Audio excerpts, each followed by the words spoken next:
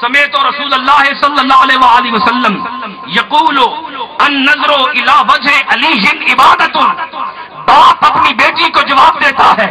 ابو بکر صدیق اپنی بیٹی عائشہ صدیقہ کو جواب دیتے ہیں کہ اے میری بیٹی عائشہ صدیقہ، میں علی المرتضیٰ کے چہرے کی طرف اس لیے دیکھتا رہتا ہوں کہ میں نے اپنے نبی، اپنے لجپال نبی، اپنے سونے نبی، اپنے غریبوں کے غمخوار نبی آقا کریم صلی اللہ تعالی علیہ وسلم کو یہ فرماتے سنا ہے النظر الی وجہ علی عبادت، کہ علی کے چہرے کی طرف دیکھنا عبادت ہے. میں جب کبھی علی سے ملتا ہوں علی کے چہرے کو دیکھتا رہتا ہوں تاکہ آقا کی حدیث پہ عمل بھی ہو جائے، عبادت کا ثواب بھی مل جائے، عبادت کا ثواب بھی مل جائے، زیارت کا ثواب بھی مل جائے.